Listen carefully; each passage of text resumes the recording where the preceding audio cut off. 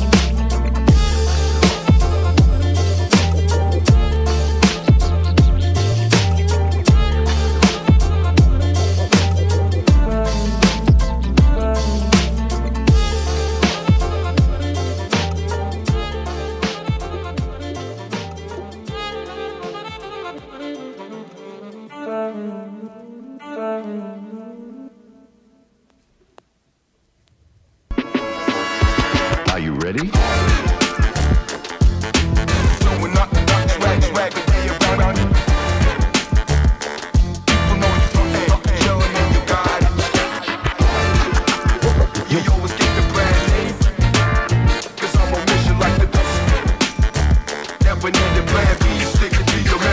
Are you ready?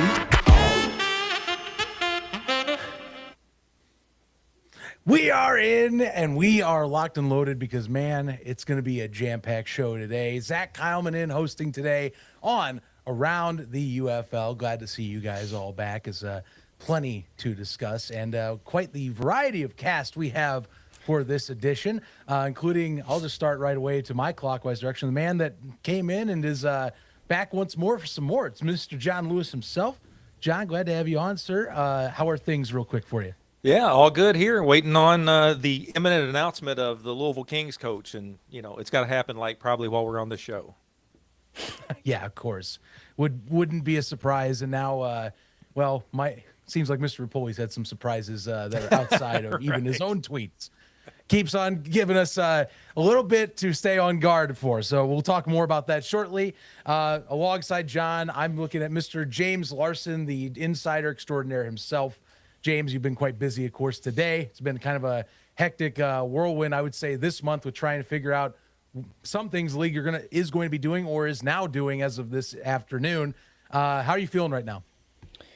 It's kind of hard to say exactly how to feel, just based on all the news that's come out this week. There's definitely some positive. There's also some negative, which I kind of feel like is what we usually have with the UFL or just with spring football in general, right? I mean, 2 steps forward, 2 steps backwards.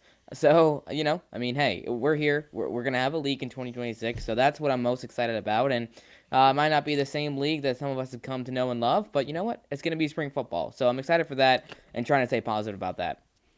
Oh, absolutely. Football's still on the way. We just need to get the details kind of ironed out sooner rather than later, as you and I and all of us, I think, all are very attuned and experienced to over the last several years following anything that has been spring-oriented. I'll keep going. Mr. Jake Ball, former and with myself, former Panthers extraordinaire fan. How are things with you lately, sir? How are the holidays? How are your thoughts on these reactions here? You got to say we're going to talk about one new coach that's down in, rival town, the state down south, per se. Yeah, no, if you've been saying, I've been making my voice heard. And James, you're right. It is going to be spring football, but so was the AAF, which, speaking of, I have thoughts on how this might, be similar to that, or at least how I feel. So holidays, they're coming up. Kind of looking forward to that. Maybe 2026 will give us some much better notes than 2025, but we'll see. Yeah, we'll get going on that. And hey, that's one thing's nice. Football's still on the horizon. It's just figure out how it's going to look after this coming year is what I'm in the same boat as you. Finally, and I think this is the perfect segue into just kicking things off. We got Ducky right below us, the resident Aviators fan. And now everything's looking like it's kind of locked in place in terms of that front office and the coaching staff. Ginn Jr., Ohio State Buckeyes legend, first overall pick in 2007 to the Miami Dolphins. He is now a head coach, and he is going to be leading you guys in the future. Some great words from Jim Tressel, his coach, as well, in the press PR release today. Your thoughts really quick to kick things off. I mean, it wasn't the pick that I was hoping for, because I was really shooting for Jaron. I was shooting for somebody who has a little bit more experience, and that's honestly my biggest gripe about it is probably no experience. But I am happy that they're letting people that aren't, former NFL coaches and stuff like that. They're actually giving an opportunity to people now. So that part I am grateful for, the whole getting somebody in there that's already been coaching forever and not giving somebody else a chance. I didn't like that so much, but I'm glad that this is happening now. Somebody who's getting the experience too. But I think he's going to be a great recruiter. I think he's going to bring in a lot of players who probably might not have went to spring football. They might have just gone their own way. I think Ted will be the type of guy who will make them think twice. Like, well, if Ted's doing it, I can do it, Especially a lot of those former Ohio State players who are D1 and they're like, I'm not touching spring football. I'm not doing that. Because a lot of these guys, we saw it with oh shoot, what was his name? He had a press report. Yes, Cunningham, where he's like, I don't even know what that is. And it's like, you do know what that is. You just don't want to admit it. But I think overall positive. I think positive. Nice. And I think that's a great way to open up the floor to kick things off, gentlemen. I mean, we've had so much we'll be talking about coaching-wise mostly today. I mean, there's some things that have been hinted at in terms of certain other announcements, but as we've seen, it seems like when we talk management now, it's kind of we talk and say when we can say things, and we'll put it out immediately. But to open things up, Ted Ginn Jr. As Ducky brought up, I think great to start.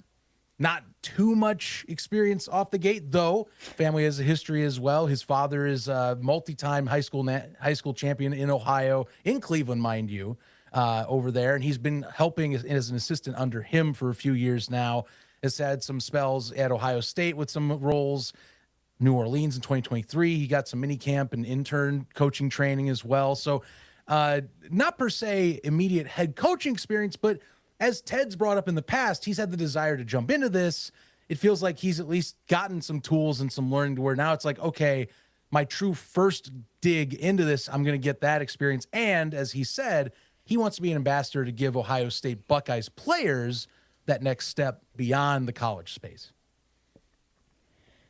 Yeah, I'll jump in. Very fascinating hire here. And we've seen some of these types of hires go awry in the past. I mean, you look at the XFL in 2023 where they brought in Terrell Buckley and Rod Woodson and Hines Ward and guys that just clearly weren't cut out to be a head coach, at least at this level, starting out. But at the same time, we've also seen guys like Anthony Beck come in and, really shine when you look at his background where St. Louis was really his true first opportunity. I know he was in the AAF with the San Diego Fleet, but he came in with a really solid staff around him. And I think that's going to be a really big component for Ted Ginn Jr. heading in here.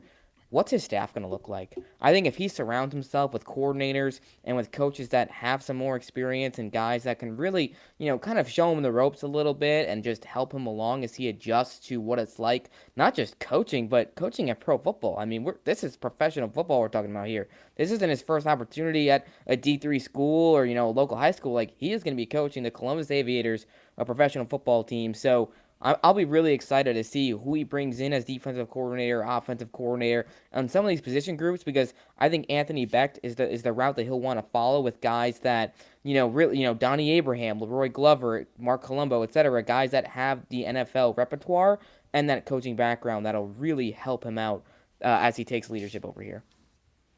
Yeah, I agree. I think that, there was some talk here in Louisville that the Kings wanted Teddy Bridgewater, and there was also the talk that, well, that's a lot to ask from a guy who only coached high school. And now I didn't know how much truth there was to that. But now when we see this Ted Ginn announcement, I think, okay, there might have been some truth to that, and they may have wanted Teddy Bridgewater because of his ties to Louisville, even though he was only a high school football coach, because now we have Ted Ginn Jr., who has no real head coaching experience. I just hope that the UFL, the front office, sets him up for success. And I hope, and this is where this is where we miss the Mike Nolans and the Skip Holtzes of this league, who would probably take a guy like Ted Ginn under their wing and say, like, here's the deal on this. Now, maybe Anthony Becht will be that guy who's got the experience in the UFL and can kind of show him the ropes about, here's how we do things. This is what this is. This is what that is. I certainly do not doubt Ted Ginn Jr.'s football knowledge, but being a head coach this is a whole different story. So I'm hoping for the best, but he does need to surround himself with a support staff that does more than X's and O's, I think. Yeah, and I'm with you on there with both of you guys. It's going to really come down, I feel like, to how this staff gets built, and really even more so, I think more pressure put on the scouting department too to help out as well. Because I mean, unless we just don't know Ted as well as we do in terms of how he feels his readiness here. I feel like unless he specifically has been attuned to wanting to call certain plays on a certain side and can competently do that, you're going to have to figure that out. So, yeah. Abdul coming in hot. I better see that. No kidding on that. He's always got the bangers in here. I'm sorry, Abdul. He commented right when we joined that we'd better be wearing the robes, but those are not on the shop anymore. They're gone. So I'm sorry. They are gone. Yeah, I think they might have sold all 4 that they had in stock, and now did Mike feel the heat after the post? Just like, yeah, you know what? Get us off here. Take this down. I need to know who bought those, if anybody. Like, who put in a purchase for a UFL robe? If you're in the comments, please let us know. We'll give you a shout out. But I would love to see the numbers on that. I had someone in this space I was talking to, and it was about that with the robes. He's like, really, someone should not get this all and get a Cousin Eddie look and just have that right to the side if you're really wanting to commit. Do like a summertime Cousin Eddie or something. Well, he said he wanted to have the robes and slippers game, but that would be about $170 just for that outfit to wear to a game. He said he would get free beer, so maybe there's a trade off. At that point, I'd be asking for a free ticket. You're basically buying in for that. Mike, you want me to report Tua to the Battlehawks? I'm sorry, but I don't think he played at Alabama. He's going to Birmingham, buddy. He ain't going to St. Louis. Good grief. Oh man, that's a whole other element to this whole story too. I don't want to dive too fast into everything because it's kind of rapid fire. But I mean, Jake, Ducky, any further thoughts on Ted? I mean, again, the repertoire on him, it's not very deep, but it's interesting. They almost grab more of a community ambassador that is eager to hit the ground running, and seems like someone that I feel like, compared to who we'll talk to who has moved on, is basically, I'm ready to commit full time to my next stage of my career, and kind of fits the mold that they seem to be. Whenever we hear like Mike or any of the other front office guys talk about these positions, fits that mold better. Well, yeah. I mean, you know me, or should not come as a surprise that I am not a fan of Ted Ginn. But you got a few reasons for that, but a few reasons for that. But I mean, as far as his acumen, I guess there could definitely be worse choices. Like the other potential name that we've been seeing floating around, that who knows, maybe we'll get an announcement on tomorrow for Birmingham. But I mean, I still, like I said, I feel like this is kind of AAF type stuff. Like, you're going for the butts and seats rather than the actual X's and O's. I mean, I don't doubt that Ted Ginn knows his X's and O's, but like you said, coaching is a whole different beast. So it just seems like it's more of a marketing ploy, which makes sense, and with how the league needs to be successful this year. You look at the engagement on social media today, unreal. Yeah. I mean, we haven't seen these sorts of numbers for the UFL in quite some time, just generally speaking. And, part of it is a shame because, we're looking at a post and I'm like, wow, the Aviators got like 5,000 likes or whatever it was on this Ted Ginn announcement. Like, that's fantastic. And then I think back to the XFL in 2020 and they got 10K likes per post with like a snap of a finger. They could post anything. So hopefully at some point we can get back to those numbers, but huge step in the right direction. I think obviously, this move was made because, like Jake said, butts and seats is the most important thing right now. You look at 5,000 likes. The New Orleans Saints gave him a quote tweet like, this is some serious engagement that the UFL hasn't had in a while. So that's very exciting. I think where I would want to draw the line somewhere is how many more Ted Ginns are they going to hire? You know, if this is the hire in Columbus, that's great. And if we get some more experienced coaches in other markets, I think this is fantastic. I think if we see Louisville, if we see Orlando, Birmingham, Dallas, wherever, if they get similar hires, that's where I'm going to get a little bit worried, because that's where I feel like the football product is really going to drop off. If you have so many coaches who don't really have any experience at all, it's going to be tough. I mean, like I said, the numbers are kind of stacked against Ted Ginn. If you look at the past, operations for Buckley, Ward, and Woodson compared to Becht, one of those four coaches did a good job and is still stuck around. All those other guys were gone.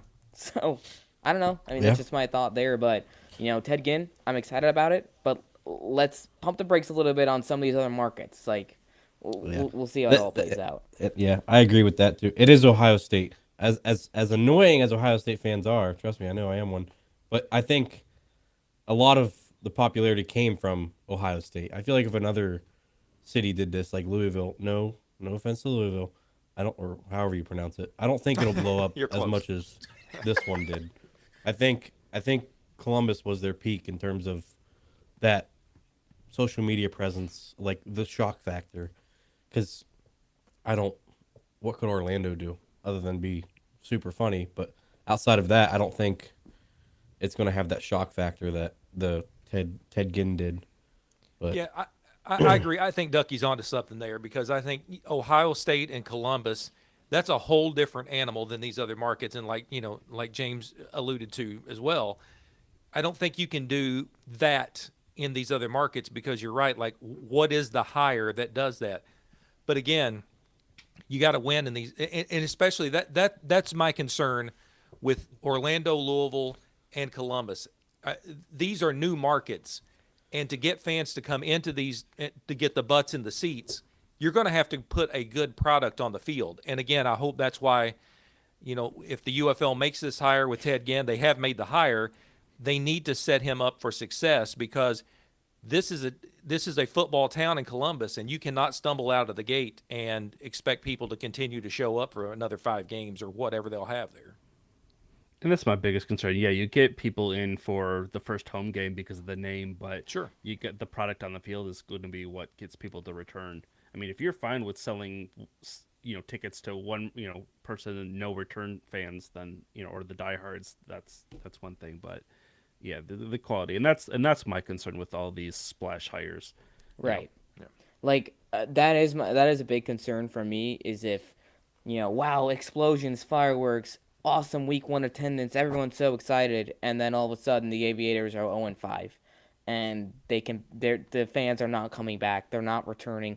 Same thing in Birmingham, right? Like, whoever ends up there, we can get into the conversation later, Zach. I mean, everything's pointing in the direction of AJ McCarron. Right into it. Like, I feel like we gotta skip some love first before we jump into AJ. But if Birmingham fans, like, they're hard to come by as is. I know I'm gonna get hate for that in the comments if there's any Birmingham fans in here. I don't know.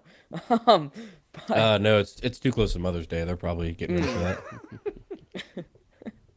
Well, this announcement, I know, I ran off Luke anyway. I've been seeing some things with him too, so can't imagine he was that in the hasn't gone chat. I too did well. see Luke in the chat. I did, along with James Baker. The two of them were going at it per usual. Baker not liking the Stallions. That's like ice cream and apple pie. Yeah, I do worry, like we've talked about this with Ted Ginn. I mean, this hire could work out. He could surround himself with people who are successful. But with, to me, I think someone had made the comment, I think it was Scooby Wright, that Skip Holtz is what, and the Birmingham Stallions are spring football. And I mean, that's hard to disagree with, at least, from my perspective.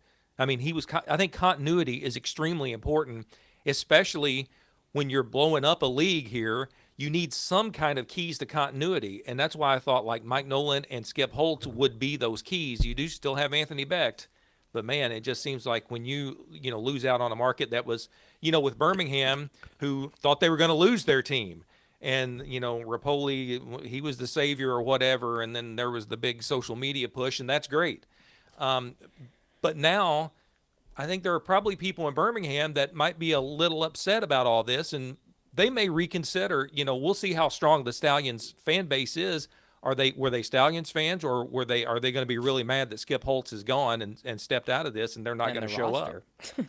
I mean, with all this, I mean, we can Yeah. get into that aspect of it as well, Well, you're in a right. little bit, but like, it kind of begs the question, right? Of there was the push to keep Birmingham, and the league ultimately kind of put the brakes on some other plans, and they keep Birmingham Stallions there. Kind of begs the question, why did the Birmingham Stallions stick around the league if Skip Holtz is gone and the roster is blown up? Do we really think attendance is going to get better with AJ McCarron as head coach and a brand new roster? I don't know. Why? Did you say do AJ anything? McCarron as head coach? I mean, like we can jump right into that. I mean, that's the rumor going around. It was No, well, shout out Matty we Fresh should- TV for getting that out there yesterday. But I mean, I can confirm I've heard quite a bit of the same from my sources. And I mean, we look at the news that came out of Birmingham's like local networks earlier this morning. He dropped out of the lieutenant governor race so he could pursue football again. I mean, the signs, they're all there.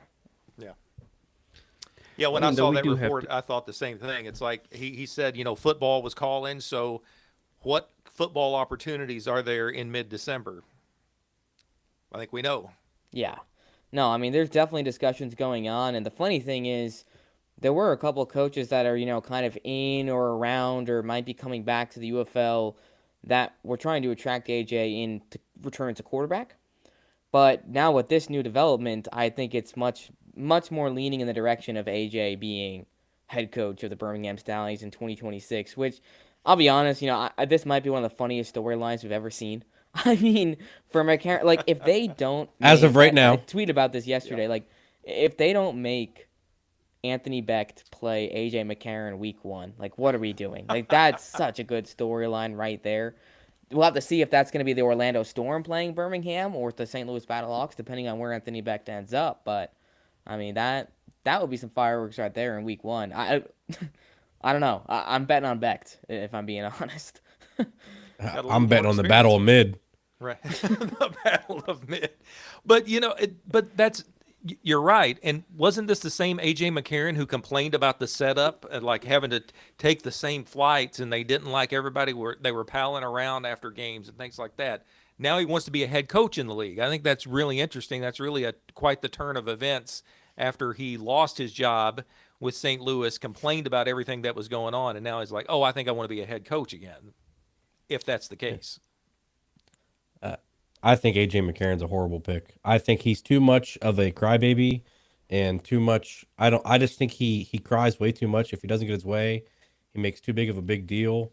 I think it's going to be bad press for the league just if they even put him in a spot like that, because he's just going to cry if he doesn't get his way.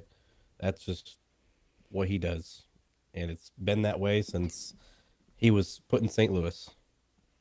That would be a stupid pick. I don't think anybody in Birmingham even wants him there, based off the fan think- reactions. Which is The logic surprising, is yeah. that there are a lot of Alabama fans that are untapped right now, clearly, for That's true. Birmingham. I mean, when That you is look a- at the yeah. attendance there. And here's the theory, right? Here's kind of the logic is if you lose 3,000 current Stallions fans, but you gain 10,000 just general Alabama football fans, and that's who knows how this will all play out. It is technically the right move to make if those are the numbers that you're going to get. Because at the end of the day, attendance is king. That's what this league needs. They need butts in seats. They need to sell tickets because that's how this league's going to get back on its feet and actually set itself up for future success. So, I mean, that I do see that logic there, which is why I'm not super upset about AJ being a candidate right now. But also, similar to Ted Ginn, where's the experience? He has none. I think where I feel a little bit more confident with AJ as opposed to Ted is AJ has been in a bit more of a leadership role. We saw that with St. Louis. We've seen that with Alabama and also in Cincinnati at times. A quarterback, you have to be a leader to be a quarterback. So I do have confidence in that aspect of it. He can lead a team. Did not like him. What was that, Jake? Well, is that why all of his Battlehawk co-players, teammates didn't like him? If he Yeah, can't, I mean, so not exactly that much of a leader then. Yeah, I mean, you remember when all that went down, there was the article about Yeah, there weren't a lot of his teammates who were very vocal about, like, they were upset that he was leaving, and then I never heard a lot of them echo some of the sentiments that he had and that he made public. So Yep. I think Jake makes a really good point here. Yeah, pretty much. To put it in movie terms, nobody went to AJ McCarron's birthday party.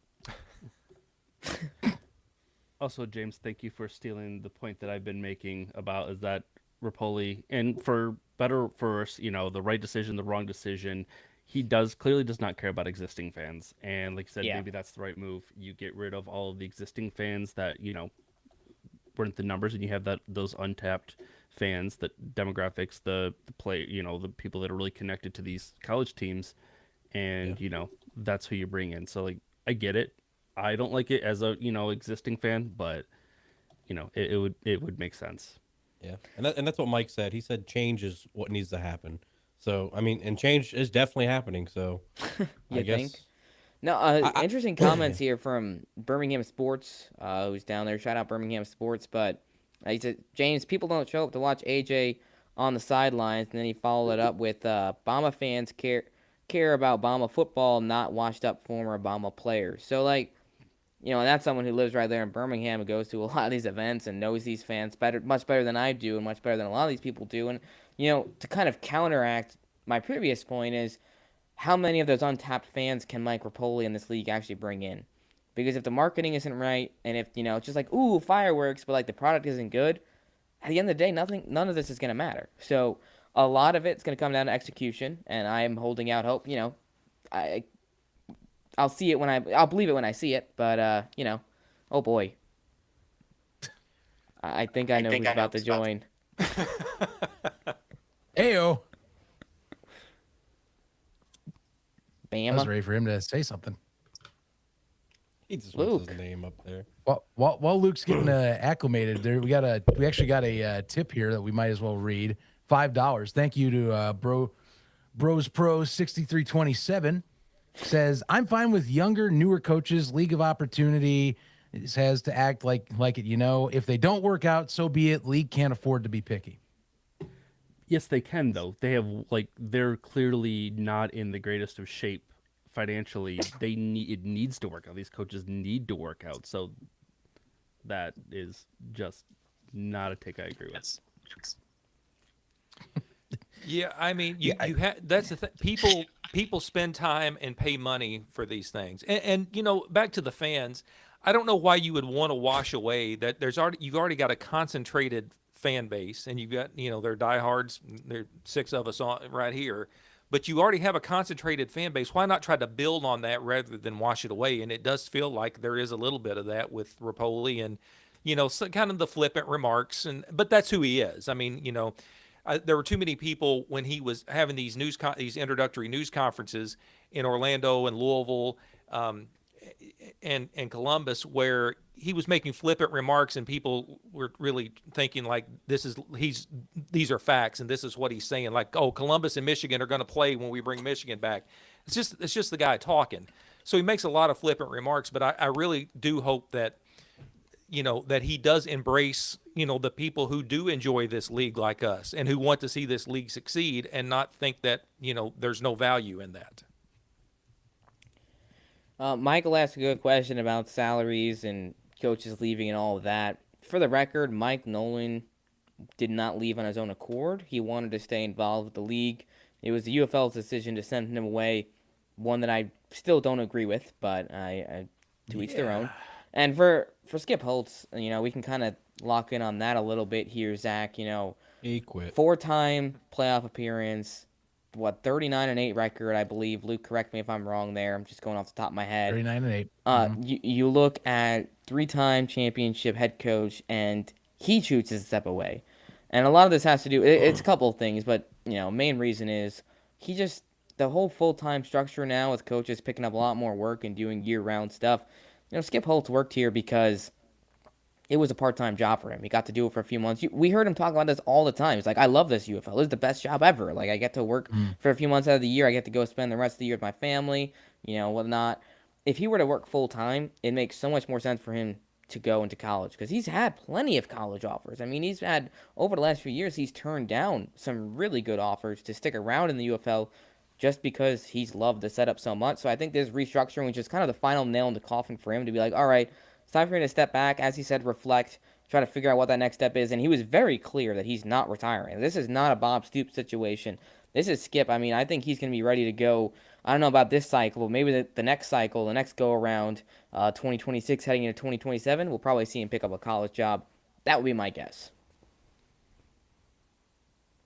Yeah, I think that's a huge loss for the league, and and James, I'm trying to figure out, how is this a full-time job right now? Like, how are these coaches who will go from training camp or the draft, I guess, in January, to training camp and maybe part of February, and then a short, maybe 10-game season? How is this a full-time job after June? I mean, part of it is the fact that coaches will be doing a lot more, or at least supposedly doing more of the work that the GMs used to do, in the sense of like, all right, putting together rosters, trying to recruit guys, doing that. We don't exactly know how that's going to look because we haven't gotten there yet. But that would be my understanding is, general managers are gone. And, we've got the regional scouts, which we can talk about that later, but they're not general managers. And you've got Doug Whaley, who's going to be kind of like this head general manager now for all 8 teams, who's going to kind of help allocate players, sign guys at different teams, things like that, things in that nature. But coaches are going to have to be a lot more involved now. You look at a situation like Dallas, with the Renegades. Rick Mueller did a lot of the legwork in the offseason. He was the guy recruiting guys. He was the one signing players, bringing them in. And Bob Stoops, I'm sure he would give the okay and whatnot, but at the end of the day, it was Mueller doing the legwork for that, Bob giving the final okay. Same thing in San Antonio with Mark Lillibridge and Wade Phillips. Wade didn't do anything. That was all Mark Lillibridge's show. So it's going to be much different this time around. You're going to need coaches that are willing to, in the offseason, recruit guys, analyze film, all of that. They're going to be scouts, GMs, and coaches now, at least to my understanding. That makes sense. How that would be a full-time job, and you can see people like, and I appreciate the comment there. That does how someone like Bob Stoops or Skip Holtz might not want to do that, and I do wonder too if and I mean I don't know. You know more about this, James, than anyone. But I do wonder if some of these coaches might have said, listen, if I'm going to be full-time, I'm going to need a little more money, and that might not have been something the front office was ready to do.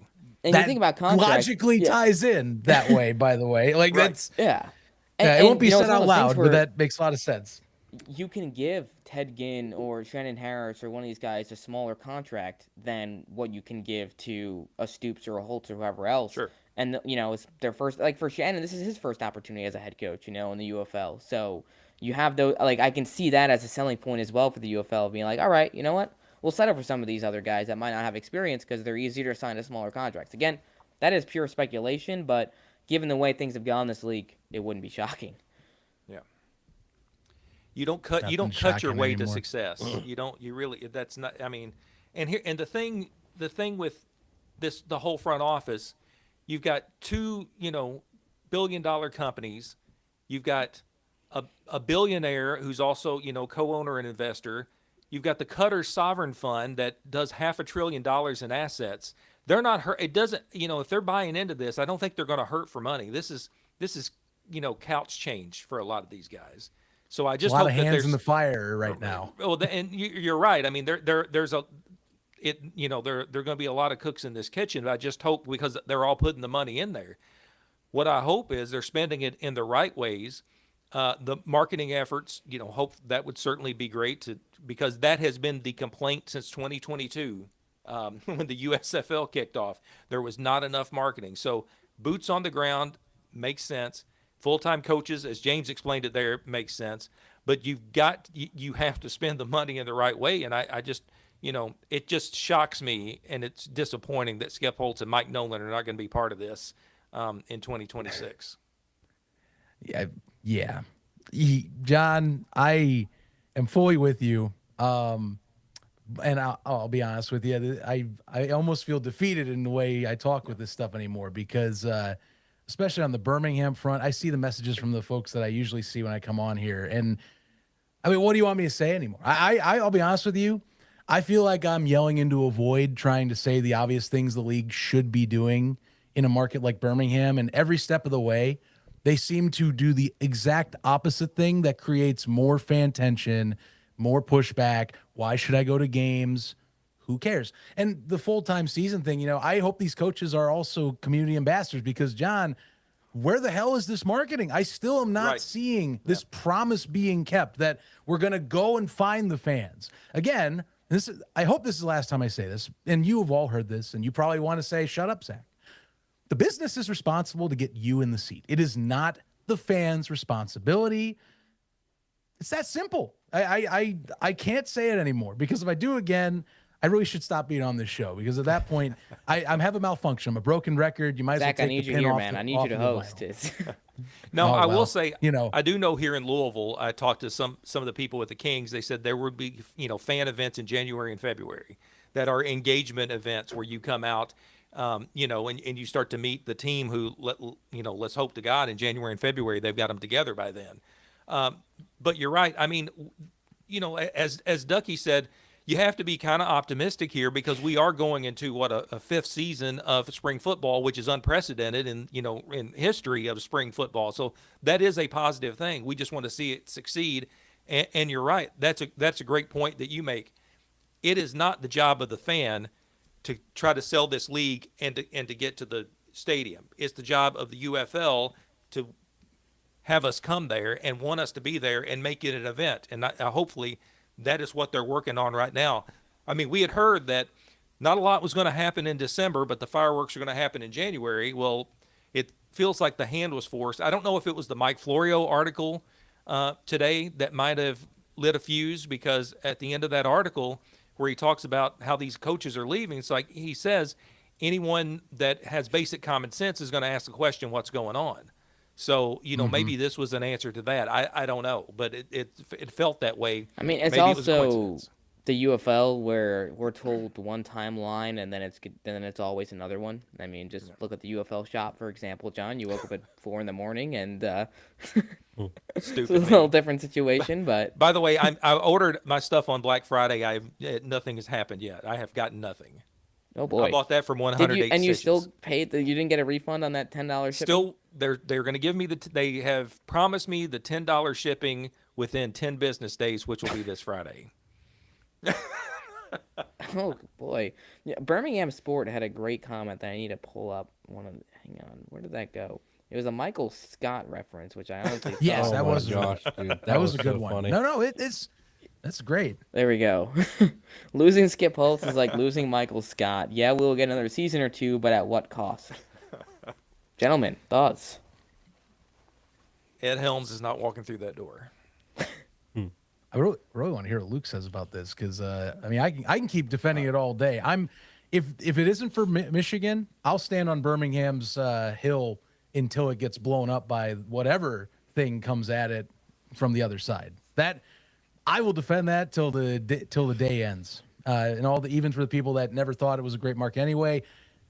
I don't know. I think you can all go screw yourselves because I think the leagues have screwed this up entirely every step of the way since 2022. So, yeah. That's all I got. It's hopefully the last thing for me. I mean, it goes back to what I've been saying about the quality of play. Luke still can't talk. Yeah. So I don't think I can't get a word in. Get rid of There he goes. But Luke of course is going to have a lot more to say than that. Well, you can finish with that.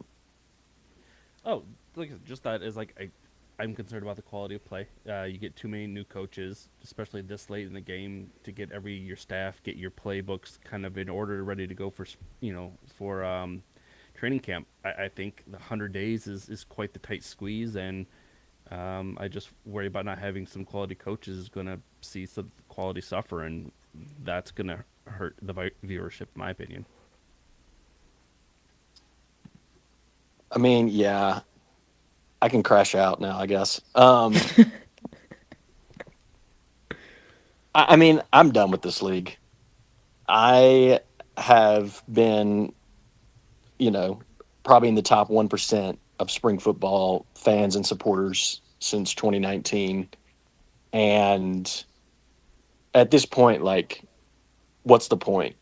I mean, honestly, why did they bring the Birmingham Stallions back? Why? I genuinely don't understand why you keep the team in Birmingham just to explode everything that's been built over the past 4 years. And going back to what you all were saying earlier, like, yes, this is the 5th year of spring football consecutively, which on the one hand is like encouraging, but then on the other hand, honestly, this is the first year for the 4th time, because we had a league in 2022, we got a new league in 2023, we got the merger in 2024.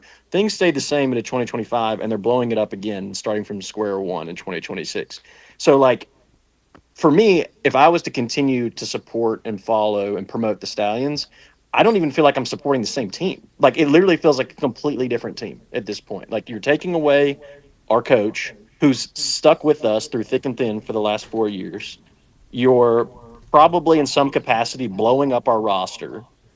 You're everything's going to look different as far as the teams that we're playing. There's no other USFL teams left in any capacity. You've taken away Moose Johnston, like other, again, coaches and figures that were involved from the past are no longer going to be involved. It's just like at this point, I mean, it literally feels like if I was to continue to support the Stallions and promote the Stallions and so on and so forth, like I said, it's literally like a brand new team. And I think to go back to what we were talking about with Skip Holtz, I mean, on the one hand, yes, like Skip Holtz chose not to stay with the league. There's a degree in which like he wasn't fired, like sort of like Mike Nolan was, but it's a different situation than like a Bob Stoops, because for Bob Stoops, he's old, he's done. Like, this was just an easy paycheck for him. Skip Holtz is not done with his career. Like, and as you pointed out, James, he was very adamant about that in his press release. Like, his career is still going. If this was an appealing enough or attractive enough opportunity for him to keep doing it, he would keep doing it. The issue is it doesn't make sense for him to do this as a full-time job, not because he doesn't want a full-time job. Like, he does want a full-time job. It's just, why would he do a full-time job like this where he's getting paid probably 1/10 of his worth? Like, the dude has been underpaid for the last 3 years and taken multiple pay cuts, and like the value that he's brought to the league, he's not been compensated. So why would he continue to do that?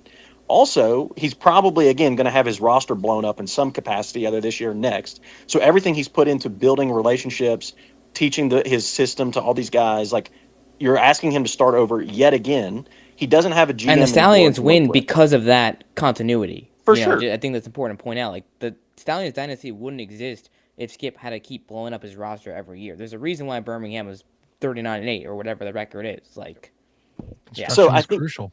Yeah. At some point, it's like, yes, Skip chose to walk away, but he chose to walk away because it wasn't just an opportunity for him to come back and continue doing what he had been doing.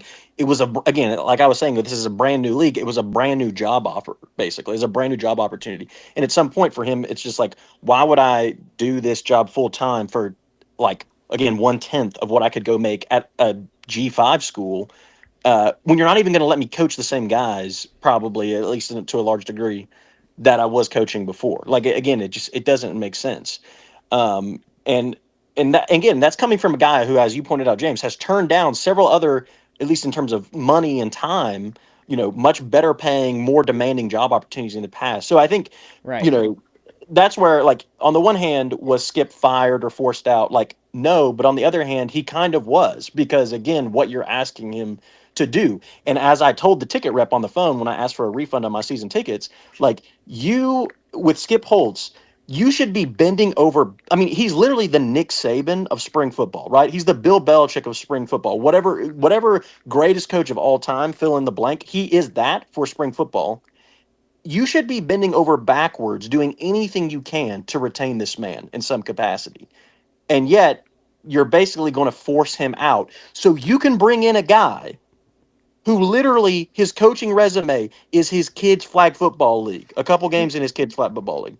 Like, what kind of idiocy is this? Like, it literally is mind-boggling. Like, how stupid you have to be to do something like that. Imagine Alabama firing Nick Saban so they could go find some dude on the street who's never coached a football game before in his life and like, hey, you should come be our head coach. I mean, that's literally what's happening. Yeah, I mean, I think the frustrating part of it, and the part that I agree with you on the most, is the fact that because of all this restructuring, Skip is gone. Like, if things were probably 40 or 50% different, he would have stayed. But with it just going kind of off the rails and in this direction, which, again, I do see the logic behind some of these moves from Mike Rapoli, like Jake and I have talked about, like Zach and I have talked about, and John, everyone else. Like, there is a method to the madness. It's just, I don't know if this method to the madness is going to pay off in the long run. That remains to be seen. But to your point, it's like yes, we can mess around with Ted Ginn in Columbus. That makes sense. It's a new market. Like, let's give him a spark. But to throw in AJ McCarron in Birmingham and to at the cost of losing Skip Holtz, it just doesn't. And it's so much different situation for Bob Stoops. Like, for him, yeah, he's going into retirement, but Skip clearly wants to keep coaching. He does not plan on retiring. You're losing a guy that's arguably the best coach spring football has ever seen, and honestly, not arguably. I mean, it is. Like, that's Skip Holtz. Yeah, So- I mean, he's up there. When you start talking about tiers of coaches, I mean, Skip Holtz is, I mean, that's a S tier guy, and Jim Mora's up there with the stars, but there's that was such a small body of work. We actually had a longer body of work this time. I think that is just, I think it's to me is a huge loss. I mean, I'm certainly happy we've got the UFL coming back in 2026, but what is this thing going to look like? I think, what, like Luke said, it feels like it's a reboot every year, and we finally had what I felt like was going to be some continuity, even with some new ownership, and then it just gets blown up like right out of the gate. So we live in interesting times. Here's what I don't understand, among many things. Actually, there's a lot of things, but another thing I don't understand. I get that on the business side of things had to change. Like, I will concede that. And to your point, James, like, Rapoli has to come in and shake some things up, and the goal ultimately is for this thing to be profitable. Like, let's not kid ourselves. That's all they care about at the end of the day is making money. They don't care about, they care about making fans happy as a means to making money. Like, that's I think ultimately. we're into the phase of hell-bent to profitability at this point with how things are going. So, yeah. But anyway, I don't understand how the route to get there has somehow become destroy the on-field product, because everything up to this point has been the on-field product is really good. We have really great coaches. We have some really great players. As time has progressed, like, things have gotten even better in terms of the quality of play. So let's just figure out a way to, like, better market this thing and get more people's eyeballs on it and get more fans in seats. But somehow that shifted from let's just focus on marketing better to, well, let's destroy the football product in the process and see what happens, because we're going to fire experienced veteran, again, best coaches that this league has ever had, spring football has ever had, so we can bring in guys who literally never coached a football game in their life, but people in the market know the name. We're going to blow up rosters and destroy any kind of culture and continuity so that we can, again, have regional players and hope that maybe because, some washed up guy that played at a local college 6 years ago will somehow boost, like, ticket sales. And you fire Moose, like, you put guys in charge of football that don't know football, like Russ Brandon, who, has gotten fired from any other GM job that he's had or anything he's had where he's had his hands involved in football. So you're basically just saying, we're going to take all the progress we made in terms of putting in a good on-field product and just throw it out the window so we can try and attract more casual fans, which, again, like, on the one hand, I understand why they're doing that, because ultimately all they care about is trying to make this thing profitable. And they think the way to do that at this point is to get fans in seats. And I mean, maybe they're right. Like, maybe the problem is people don't actually like good football. That's the one thing that I've learned from following spring football over the last handful of years is people actually don't care about the game. They care about everything else. They brand care about loyalty does trump a lot, you learn too. Yeah. Yeah, they care about the teams they already like. They care about, the experience going to the game. When they turn on the TV, they don't care what happens on the field. They care if there's a lot of people cheering when something happens. Like, that's what the average fan likes. And so, again, maybe Rapoli's a genius and he's realized, oh wait, like, casual fans don't actually care about the quality of football. They care about everything else. And so we'll just focus on everything else. We'll hire coaches that have no experience. We'll put players, in a regional process that's, just kind of semi-arbitrary, but, like, it gives people, like, names that they know. And maybe that will actually sell tickets and get people invested, because really investing in the football product on the field and making that as good as possible hasn't translated to growing fan bases. And again, maybe that is what it's going to take. But if that's what this is going to be, like, I'm out. I'm not interested in that. I'm not interested in crappy football.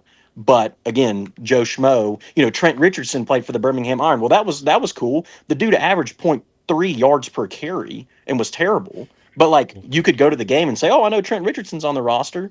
Well, I'd rather see Ricky Person Jr., like a guy that I didn't really know coming out of college, but who's been dominant, who's gotten opportunities to go play in the NFL after he was on the Stallions roster, and who still has a lot of his career left ahead of him. He's still a young guy with a lot of potential. But no, like, we'd rather go get Trent Richardson and throw him out there or whatever.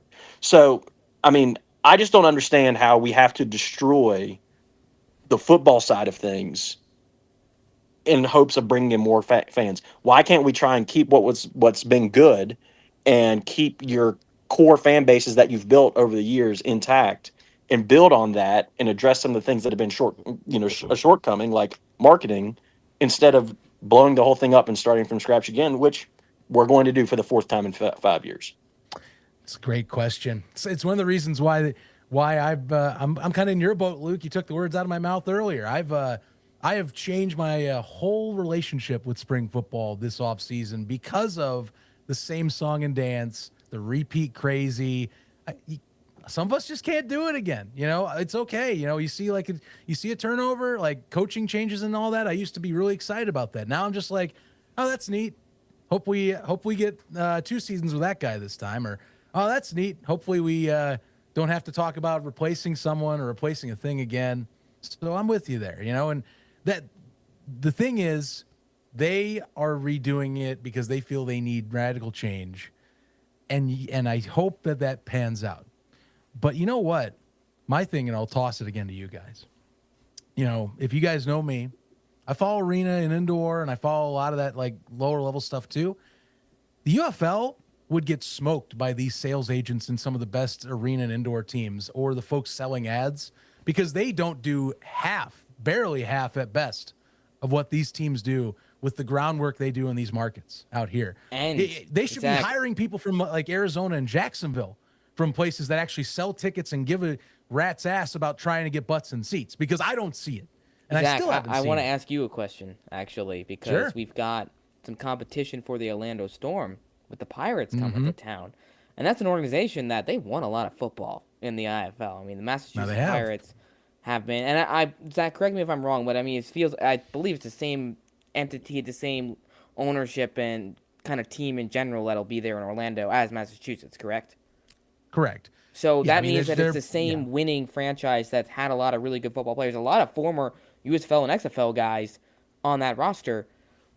Let's compare those attendance numbers. During the season, I think that'll be fun to track, because there will be overlap in the IFLs and UFL season. Let's see what's going to be the difference, because there might even be some games going on at the same time, which I'd be really curious to see. We can already do that, by the way, because the former team that was out there, the Orlando Predators in the National Arena League, they actually beat the Guardians just 2 years ago in an attendance at a home game, same weekend, mind you, where they were able to get things out. And that crew really knew how to hit the ground in terms of getting people into seats, getting local advertisers, and knowing where to go in Orlando. And so that's going to be the question. Now, the Pirates, they're from out of town. They left due to a lot of attendance issues up in Massachusetts, and they're looking for a fresh start. So maybe that's the case. But you want to talk about saturation in a market that is already had so many teams in such a short time. I mean, I wish best of luck to both of them, because it is going to be a very hard market. It's already a very entertainment-based and touristy-based town to go and find the locals to get out there. So I wish them the best, But any other market, any of the bigger dog teams like out there, like the freaking Rattlers, the Sharks, like, look at these bigger teams. What do? They build community relationships and all that, and that's my deal. I have seen none of these UFL or USFL or XFL entities in the 4 years or 3+ years now that I've watched that they don't match. They don't attack the local side like they really should, because at the end of the day, they're trying to project as a pro team while also keeping the minor league budgets. And that's, you gotta pick your battles where you pick your battles, choose and decide what makes the most sense. And times now, I would be adapting any of those minor league and arena principles immediately if you're trying to make money. That's the deal. I think Zach also. I think the UFL tries to project as a local entity in these markets, and we all know that they're not yet. And they're definitely not. Yeah. Right. And I think that that is the long term vision. Mike Rapoli's a businessman, and I think he understands you're not going to make money this year. You're not going to make money next year. That the money making, the profitability, that's the long game. And he's talked about what he wants this league to look like in a decade. So maybe there's something to that where he's trying to blow this up and he's trying to recreate it in his image, and we'll see if that, he's done these things before. I was on board with a lot of what he was saying, when he first stepped in, because he said a lot of different things. But I do wonder if he needs someone around him that is knowledgeable about the league and knowledgeable about football to say no. And that's where you get in trouble a lot of times. I've seen coaches get in trouble with this. I've seen business people get in trouble with this. When you start surrounding yourself, or you're the all-powerful, or you start to surround yourself with people who only say yes to your ideas and don't push back a little bit on some that are not so good, that is not a recipe for success. And that's what I hope that he does find a no person. And I don't know.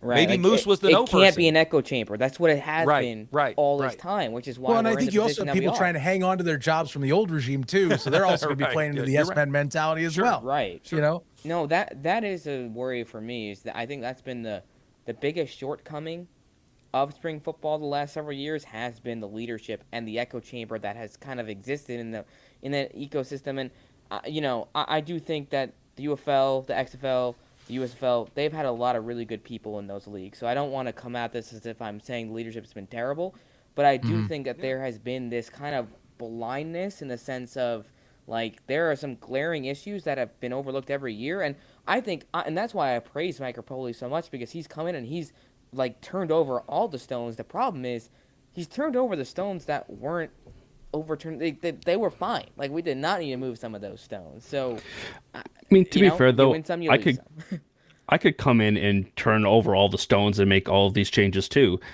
Doesn't mean I'd be making the right decisions, money, Jake? though. No, but I'm saying if you go in and start making decisions, whether I have the money or not, that's not the point, right? You're just going in, you're turning over stones, making decisions. Yeah, great. Things need to be changed. I know that, but just because you start flipping switches and making changes doesn't mean that's necessarily going to be the right thing. Needing change and then just making random changes, that's not always a good recipe. To me, this league is on track to become a great value Savannah Bananas. They're focusing so much on brand recognition, name recognition, getting fans in seats, etc., to the expense of the actual on-product field. It's not going to be obviously as gimmicky as the Savannah Bananas, but they're saying, okay, let's not worry so much about excellent football. Let's just try and see if we can make this entertaining enough that we can sell tickets and pack out stadiums. And again, the assumption there is that the quality of football to some degree doesn't matter. You're betting that in Birmingham, a 1-7 team led by AJ McCarron in week 9 of the UFL season is going to sell more tickets than a 7-1 team led by Skip Holtz and the former players that were there.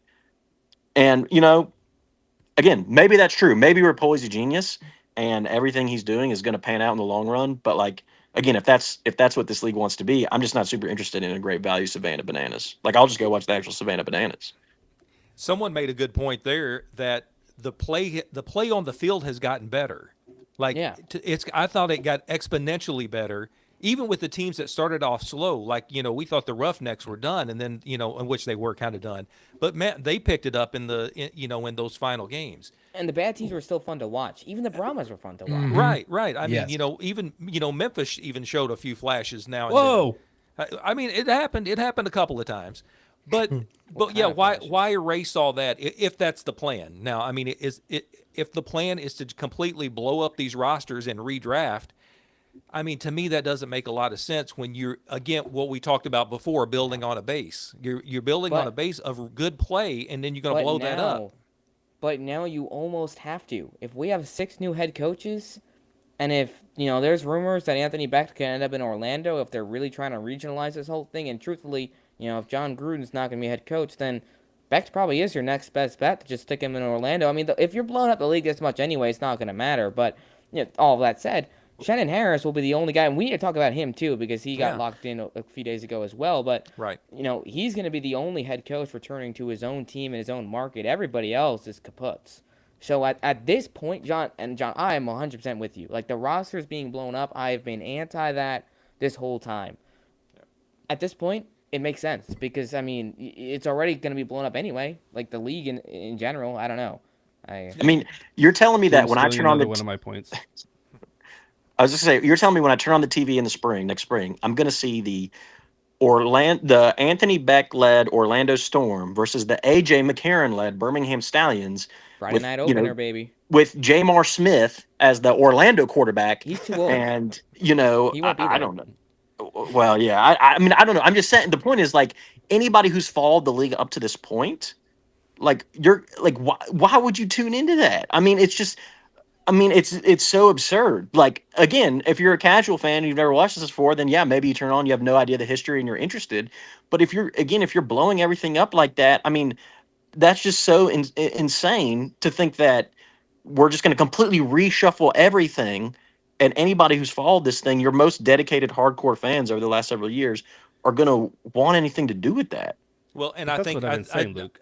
Right, to your point. Yeah, exactly. It's like I think that's what they're trying to do. Yeah, I think he doesn't care about that. If we come along, then we come along. But if not, he just has a much bigger market, tons more fans to tap into.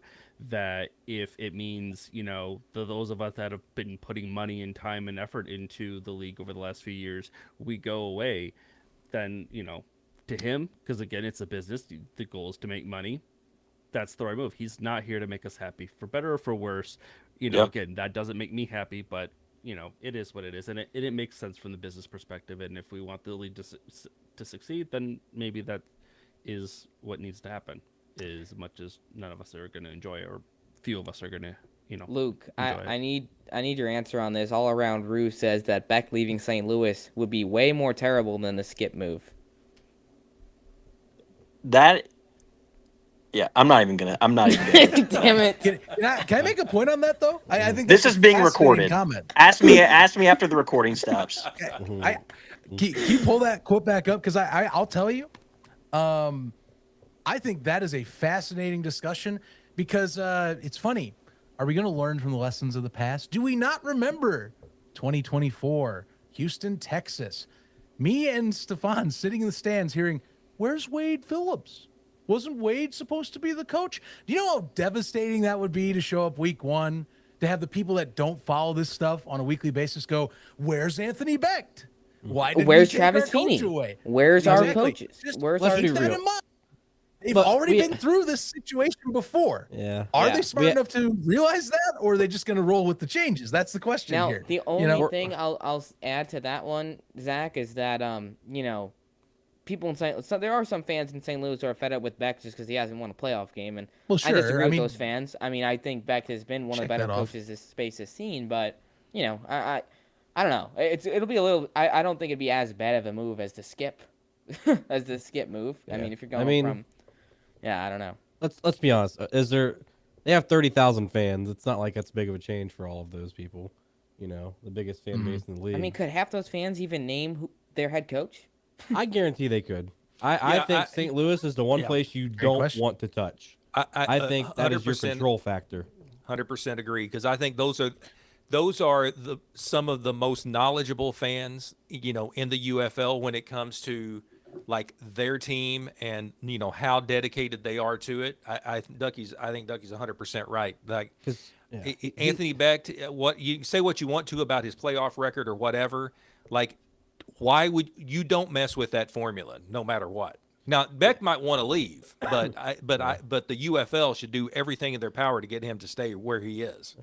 Which And means we they'll already probably know fire him. Anthony's The going. outlier. We already know Yeah, Anthony's yeah. gunning for a college job. Like the second Sure. he gets a good college gig, he's out of there. He's gone. So when He's you think been about it, looking.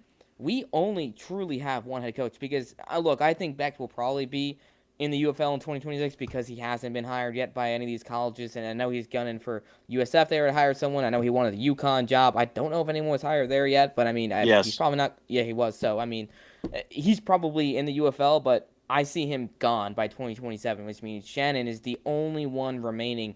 And he's a new coach. He was only named head coach in 2025. Like, Right. we are completely flipping the script here with new faces. That's for sure. And don't forget the X Darn right. factor too of what Anthony Beck does as an ambassador, to Right. for the I mean, UFL.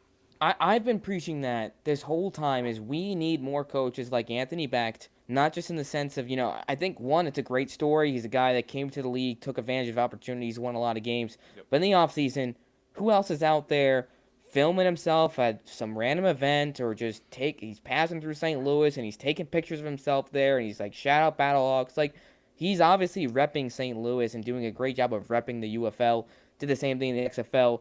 You look at his numbers on social media compared to any other coach, even though he's got a much smaller following than Bob Stoops, he trounced him in numbers. So, I mean, whether he's in the league or not next year, I definitely applaud Beck for that aspect of what he's brought to the space. And we need, that's another thing. Dude, Ted Ginn seems like he's all in. Like, he has Oh, my been goodness, quote tweeting, yeah. retweeting, Yes. posting stuff. That is great. We need more of that. And I hope it's not just like a one day and done, and we're not going to see him tweet about the UFL until January or February. But Right. I'm excited. I think some of these younger guys who also understand social media, that's going to help a lot.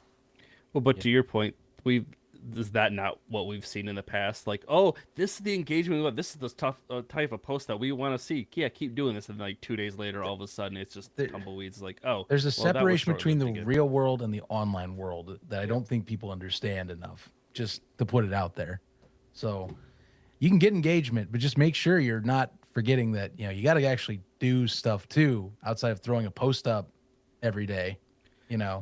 That's the easy part. The hard part's going out and actually finding people, And that's So- why I take it with a grain of salt, all the engagement that they got, which is great. Like, I'm never going to say, like, let's, who we don't care about social media engagement. But, yeah, translating that into, real dollars and cents and butts and seats, that'll be another thing.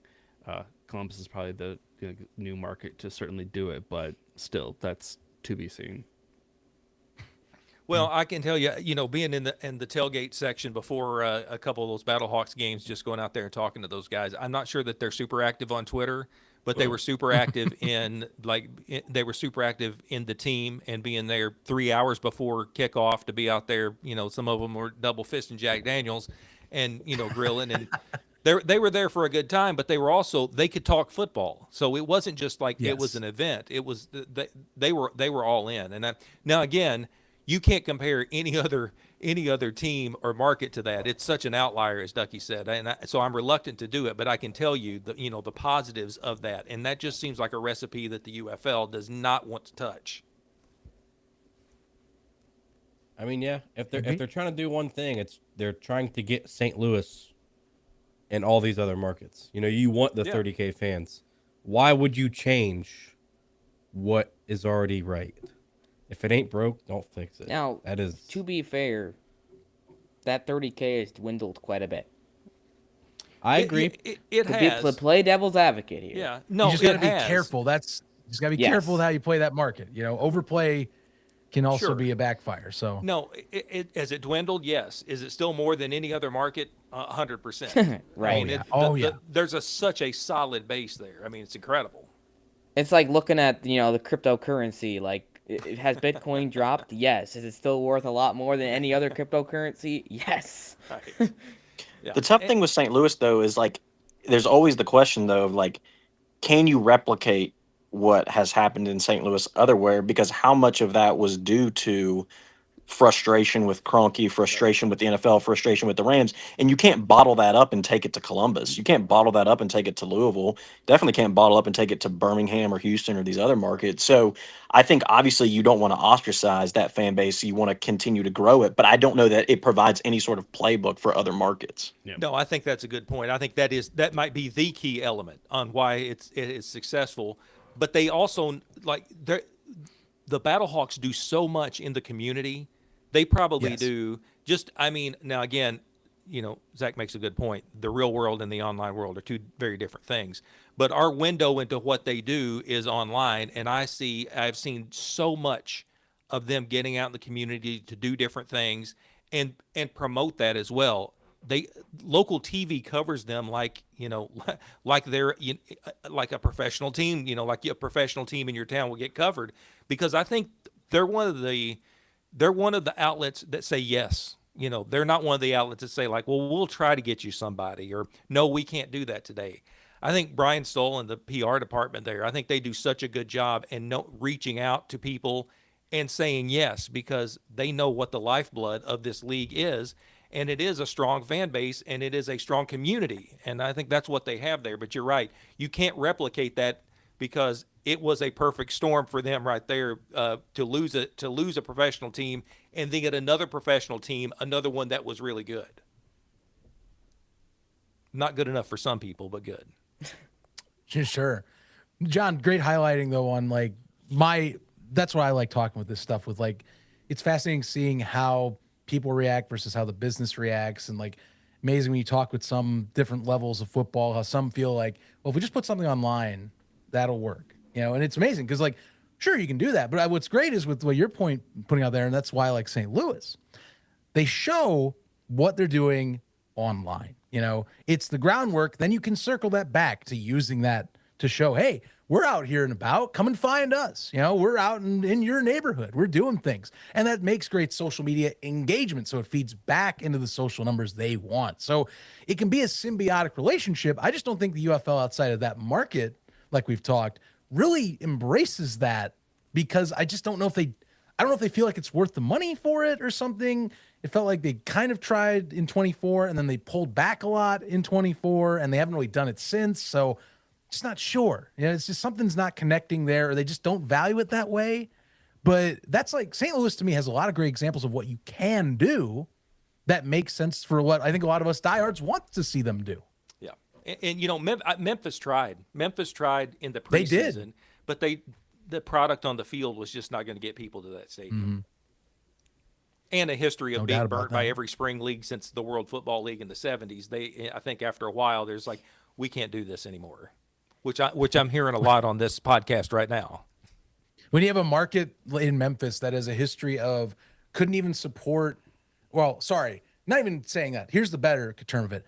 Rejected outright the Tennessee Titans trying to come in and say, oh, we're the NFL. You're just going to take us all in, and not even calling anyone Memphians, just calling a different name from the Addams family, and like the abrasiveness for a year as a stepping stool to getting back to Nashville.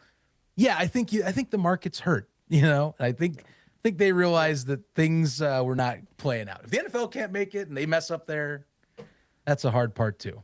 Yep.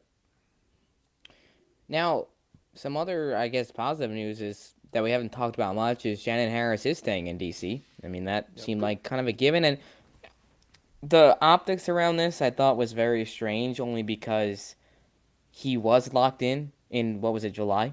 Right? They removed the interim tag. They announced him as head coach. I think it was June or July. And then you're right. in December, we have the re-announcement of him. Guess what? He signed the contract. He's back. So, like, what happened in July? And then why did they have to, like, re-announce the announcement of him coming back? I assume that's a Rapoli thing. But the good news is he's back. And I think that's big for DC. And in a lot of these markets where there is not going to be continuity, especially with how things go with the markets and whatnot, Shannon Harris is the lifeblood of that DC Defenders organization, that fan base. I mean, as of right now, with Reggie Barlow being gone, he just took that team to the championship as an interim head coach. A lot of buzz in DC for the Defenders. Hopefully they can retain some of those key players, but I think that'll help a lot. DC is a fan base that I feel like was kind of revived because of this championship run, because their attendance hasn't always been great either, but I think this championship, keeping Shannon Harris and hopefully some better marketing pushes from the UFL, we'll see even better numbers just across the board in DC next year. I'm excited. I mean, but if we are getting new rosters, we haven't seen Harris put together a roster. This was Barlow's roster and staff and so. And Von Hutchins, Yeah, that's Shout a out good point. Vaughn, man. Could Slow be grind. absolutely terrible at building a roster and having a team from scratch. So, like, obviously I'm going for DC, so I'm sure as hell hoping not that he's not trash, that he can do a repeat, so I can actually watch a championship team as I am rooting for them and not rooting against them on the opposite sideline, as I was in June. But I don't know, so I'm glad he's back, but it'll be interesting to see just how he can build a team if the rosters do get blown up, we all said. Yeah. I noticed how, Jake, you moved teams. I think, Luke, I think you should move to Texas and just root for one of the Dallas teams or one of the Texas teams. I'll pray about it. All of Texas is just Dallas. Oh, isn't there? It's all the same, isn't it? To be Texas, fair, Texas. I didn't really have much of a choice to move. I kind of lost my team, so I was homeless. I had to find some new shelter. I could didn't always just root choose for- to burn in the house. You could always root for the Aviators. Oh no way! I could also go and drink a glass of bleach, but I'm not. Dude, let's go. I wish Ref was here. CJ Johnson, he's gonna be Marshall Faulk's offensive coordinator over there at Southern University. Hell yeah! Just saw UFM retweet that. Nice stuff there. Shout out CJ Johnson. Thank you. Good for him, moving up in the world. He said, "You don't want me back, UFL? Watch this. I'm gonna go Southern's work with going Marshall 12-0, baby. I'm gonna go ruin some other program. Let's go. He's gonna see if Jalen McClendon still has some eligibility left. Well, gentlemen, I'm gonna hop off here. I'm glad I could crash out. This is probably the last time you'll ever see me. See you in Dallas. Look, Texas, if you need help. I can't do it anymore. But it's been a good run. 3 championships. The dynasty was fun while it lasted. But Look, you it's got a good reminder. All good things come to an end. You got to give us a favorite memory or two at least before, one last. Yeah, I mean, went out for the boys. I think favorite memories will always be for one for sure the 2022 championship. I had pre-planned a trip overseas when that game was, so unfortunately I didn't get to be there in person. But I was sitting on a bus in, I think it was in Norway or Sweden at 4 a.m. watching the game on my phone, and the Scooby Wright pick six. I mean, that was just like storybook stuff. So I mean, I think that for sure. I mean, the 2023 season was definitely magical, probably my favorite season of them all. And I got to go to that championship and be there when they repeated, and just the season that Alex Magoo had, the players that they brought in that year, like Jay Sternberger, Davion Davis, and some others. And I mean, I think certainly the first year of the UFL was a lot of fun, just kind of getting to silence the haters who the XFL fanboys who thought that that there was some sort of talent gap, as was said. So yeah, there's a lot of great memories. It was certainly fun while it lasted. I don't know if I'll be tuning in at all for the Mike Rapoli UFL, whatever iteration of spring football this is. I might be jumping off the train at this point. I don't know if I can do it anymore. But certainly lots of good memories that I'll take with me from 2022 to 2025. Luke, I think you should open a poll on your accounts and ask your fans who follow State of the Stallions whether or not you should leave. I know you're upset, but there's a lot of people that follow you. You get a lot of input on your stuff. I think a lot of people want you to stay. Even with all this change, I think you should still put a poll out. You don't got to do what the poll says, but I think you should at least take it into consideration. And ask the people what? If you should keep covering the Birmingham Stallions or not. Okay, I'll pray about that one too. Oh boy. Well, Luke, I appreciate you jumping on. I'm glad you got to give us a little rant session there. Now, I do have one final question for you. How come Brandon Woodfin didn't tweet anything about Skip Holtz retiring? Well, not retiring, stepping away. My guess is that he's probably so depressed he hasn't made it over to the keyboard yet. But maybe in the next day or two.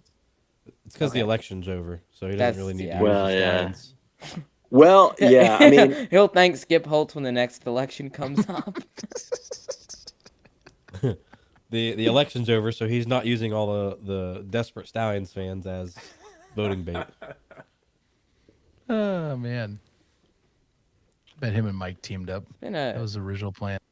It's been such a busy week. We haven't even talked about some of those scouting hires, which, I mean, it's not the biggest news, but That's still worth still it. something. I mean, It sure is, James. Yes, Yeah. it is, James. James, Yeah. I think you should is this drop my a, cue to like? drop a Larson bomb right now. No Larson bombs. Oh, there, Luke's finally gone. There we go. But okay, we did get some scouting hires, and kind of as we anticipated, it was mostly former GMs. We've got Jim Manos, who is general manager for the Memphis Showboats. We've got Will Lewis. He was the GM for the Houston Roughnecks, and also the San Antonio Brahmas at one point. And then we've also got Rick Mueller, general manager of the Dallas/Arlington Renegades the last few years. And then we've got Patrick Austin. That's an interesting hire, considering he's been kind of on the football ops side of things in the XFL and the UFL, not necessarily a scout or a personnel guy. He does have a background in that in college, just not in the spring space, and that's, we'll see how that hire goes for them. Shout out Orlando Guardians. That's who he worked with in the XFL. I'm excited about the few hires they made. I think Jim Manos didn't get enough credit for the job he did in Memphis. I know they had a 2-8 record. I know things weren't great with the product. A lot of that has to do with the coaching turnover and the quarterback carousel, thanks to Jim Turner, as opposed to the actual talent on that team. I think the Showboats were a solid organization. Houston, another one. John, like you mentioned, the Roughnecks kind of made a comeback. There's a lot. Those Roughnecks teams have had a lot of talent. Just like the execution hasn't really been there the last couple of years for them. And then, of course, the Renegades. I mean, they did win a championship, and they've got a lot of good players in that roster as well. So these scouts, they're not really going to be signing players, but they'll work with that whole personnel group and structure to really just provide coaches with intel and insight on players. Like with this whole roster being blown up, let's say hypothetically that there will be a draft or something like that coming up, I'm assuming they'll be the guys who are doing the dirty work behind the scenes, writing little write-ups about and bios about these players. That way these coaches, okay, this is this guy, he played here, these are his attributes, etc. Like, that'll be the job that they do from here on out.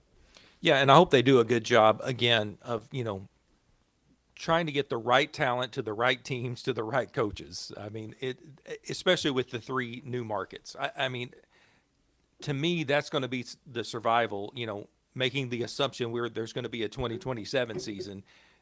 You have to get these new markets something to cheer about. And you got to, that would be a good solid way to do that, is to give them, some of the good talent. I'm not saying that you stack the deck against the other teams.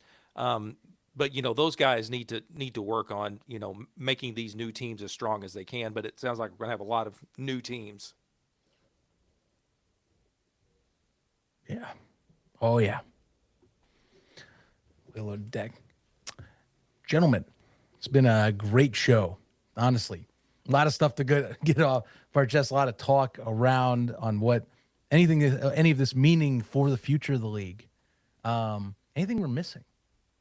Any other final thoughts before Probably. we get to sign Yeah, off? I mean, how much news broke while we were been talking here for like an Good hour question. and a half? Holy moly, 3 new coaches. I would 100% believe that. That would be Fireworks something, coming in January. Yeah, I mean, I really think there was something to that. I think they wanted to announce, these hires. And in also get January. ahead of it, Yeah, I mean, yeah. like, they probably didn't want me or someone else getting that news out there first, so I respect it. Yeah, but to do it like the week before Christmas here, I mean, it just seemed like he and set that- everybody up, set it all up for January. John, Louisville head coach announcement, Christmas Day. We could, now that would be quite the news dump. It's going to be Eric Wood. Well, he's been around the team, that's for sure. He's kind of the, as they, like Columbus had Cardell Jones, I think that was Eric Wood's kind of role here. As the ambassador. advisor. Yeah, the ambassador. Kind of a joke. They're not going to be able to find anybody else. They're, all right, Hey, Eric, can you want to be coach? Dude, I will say I've been kind of nostalgic looking at some of these like edits and pictures the UFL has been posting on their accounts of Skip and Stoops. Like, two staples of what spring football has been. I mean, Skip, we've talked about a lot, but Bob Stoops, he's been around since the beginning, too. And I know he gets some, I mean, he's caught some flack, and he's caught flack from me before for some of his coaching decisions, but that's a guy, he believed in spring football from the very beginning. Dallas Renegades head coach in 2020, he stuck around, he won a championship, put some guys back in the NFL. So it'll be odd to not have those two guys. You know, Zach, like you're saying, thank you, Skip and Bob. I mean, genuinely, we appreciate everything that those two guys have done for this space, and they're the void that they will leave will be felt for sure. Yep, 100%. Yeah. And Abdul, that was a joke about Sharon Moore being the coach at Louisville. We'll not talk about that. No, he's waiting until Tulsa, until they expanded to Tulsa. Then you get him back into Oklahoma because that's where he played. Remember? No, they're gonna have Baker Mayfield be the head coach there. Right. Freddie Airmail, hello. You're a little late. Good to see you, Freddie, on the chat. Good to see all of you. Glad to have so many voices tonight on the chat. Chris, I will agree with you in the sense of I think it's bizarre that Von Hutchins and Steve Kaiser don't get those jobs. You know, two guys that definitely wanted them. I know Kaiser for sure wanted it. I assume Von did as well.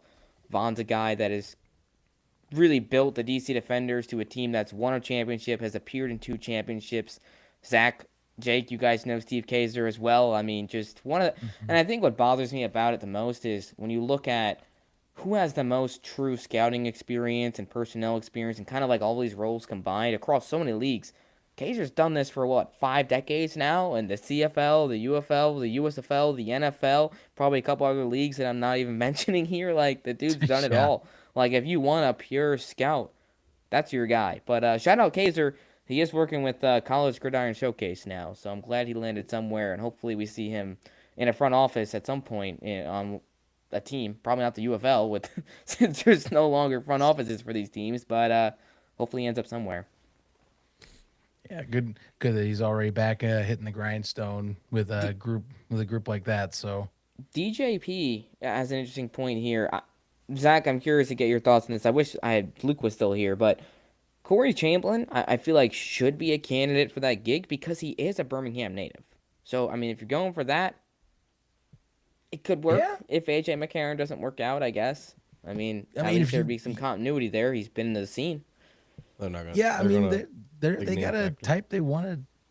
They got a type they want to try for, and that's fine. You know, I just think it's really how you're going to deliver this as fitting the bill to get these fans interested in saying, okay, you know, we can keep this moving. So, they're not going to do that. They're going to use the big name factor and get the shock factor, get butts and seats, and then pray that the on-field product is good. You know, I think somebody made the comment earlier. You don't pay to watch people coach. I think Rick Pitino tried to pull that line out in Boston. People pay to watch me coach. No, they don't. They pay to watch players play, and hopefully on a high level. Yep. And that's why Columbus is probably going to win it all. That's right. It's City of Champions. We just can't lose. It's just unless it's break a whole IU. bunch of records. Hoosiers. Nope. We didn't need to win that game. There was no point in playing 100% whenever we were already in the playoffs. We let them win. That's okay. You know, you haven't won the Big Ten championship in a while. I know and understand. No need Gotta to play when the cool. playoffs is expanded. You know, it's okay, man. No reason to hurt. I got the Ohio players. State fans in my too. I understand the struggle. You know, one other point quick, I know we're wrapping up here, but we did finally get a UFL ad on Fox Sports. Oh, so Yeah, we did. that was nice to see. Now, again, I love the advert. I'm not trying to bash here, but how were there no clips of the DC Defenders in that ad? You know, I saw you. that's just like team. it's the things that you just make you want to pick up a book and just smash your head. Like, it's great. I'm so glad there's an ad, but like, how do you not include a clip of the team that just won the championship? Like, why is there not a clip of the confetti falling down on Shannon Harris? Like, you know, like just hugging the players. Surprise Come on. Because new market. Well, that and because when they blow up the rosters, they're no longer the defending champion. Okay, but they had Birmingham, Dallas, and St. Louis Yeah. in the ad. They couldn't have had DC. Yeah, I need to go back and watch that. I was actually watching Red Zone that day. I saw your tweet, James, and that we actually had there was actually an ad on Fox. Let's hope there's one, on ESPN sometime. Maybe there already has been. Wouldn't that be great? Oh, Lordy, man. Yeah. I've seen like bits of this. Oh, they just revealed the uniforms. Wow. Could you believe that? Again, I would Everybody I would running to believe Twitter that. right now. Why'd our viewership just drop off by Yeah, right. 40? I would 100% believe it. Noble uniforms gonna go crazy. Yep. Dude, I think, for some reason, I think they're going to be nice. I think they're going to be nice because it's their first ever uniforms. I think that they're going to make the quality very nice since it's their first set. Or I'm completely wrong. No, I mean I'm optimistic about the uniforms, but because there's already his clothing company. Then like some of their stuff's like super nice, so I'm optimistic about the uniforms. And I mean, considering it's taking this long to get them, hopefully that Yes. means they're taking their sweet time getting it right. That's Right. I'm just praying. By the dude, way, the Aviators. Oh, man. I hope the Aviators got like some type of wings right here. They can't. I'm gonna be mad if they don't. I'm gonna be mad. I I'm might do it, Luke fascinated. did. If this is full board change, like, I wonder if these will be radically different across the board. No sticking to the hip like they did with the merger in some ways. But I never thought I'd see the day where two arena leagues would have higher profile jersey suppliers than an outdoor league pushing to be like pro in scale. That's true.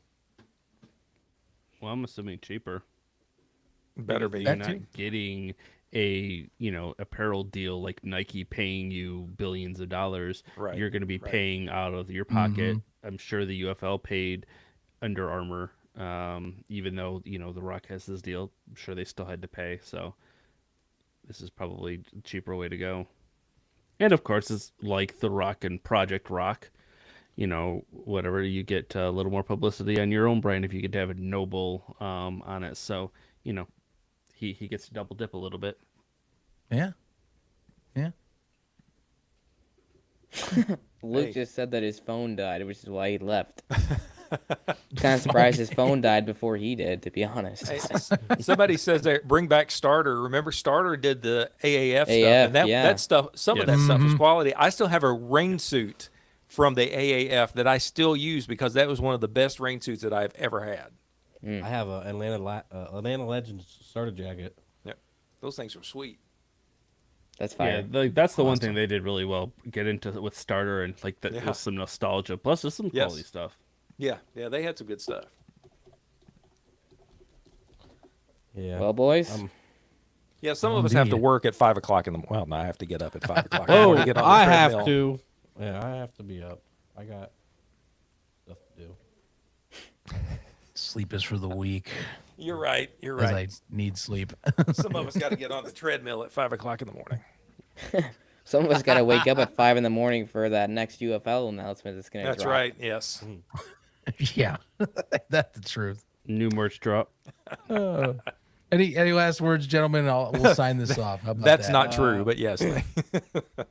I've got a couple last letters. OH, baby. Shut up, Jake. Shut up. NL. He's I mean, really hey, just trying to start a Hoosier chant. He mixed up the order of the letters, by the way. Nuh-uh. I'll jump in. Look, obviously all of us have followed spring ball for a long time. I think there's been a lot of good discussion on the show today. I think there's been some positive and some negative, which is expected in this space. And I think all of us are cautiously optimistic. We want it to work. We do see the vision. But again, we haven't seen the execution yet.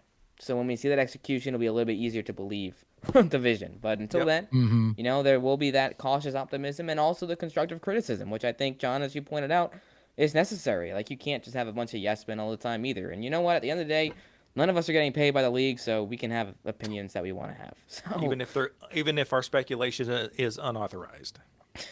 Oh, hang on, James. Let me write up on the big board the thing I want to say. no. Wait. We're not getting paid. I can do whatever I want. There goes all my interviews for the next year. I can do whatever I want, James. No, and James, Around the IFL coming spring 2026. But James and all you guys, I watch your podcast and I appreciate you having me on, but appreciate the work you do. And I've said before, there's a lot of stuff that I don't think any of us would ever know without James out there beating the bushes and finding these stories that we're not going to. Myself into trouble. But you know what? If you get I can tell you, as someone who worked in journalism for 30 years, if you're getting yourself in trouble, you're doing something right. So continue to get yourself in trouble. And Russ Brandon is gonna have some words for you after this show, John. Give him my number. And So, there's about to bud, be an I got a email sent question. out with an asterisk. That way it goes to every single person. All right, until next time. This has been Around the UFL. Zach, any closing words? Look, not much. Just saying, hey, we say a lot of stuff. We have our own opinions on this, but there's football next year, and it's going to be outdoor in the spring once again. That's a win for everybody. More football's a win for every football fan, and I think every sports fan and myself. Check it out. Don't be afraid to see some new stuff and some new versions of football, too. Just got to say it. I'm Zach Kyleman. He's John Lewis. He's James Larson. I got Jake Ball, and it is Ducky. And I'm saying for you guys, so long for the next one. Catch you later. Horse racing sucks. Oh, wait. Go Kings.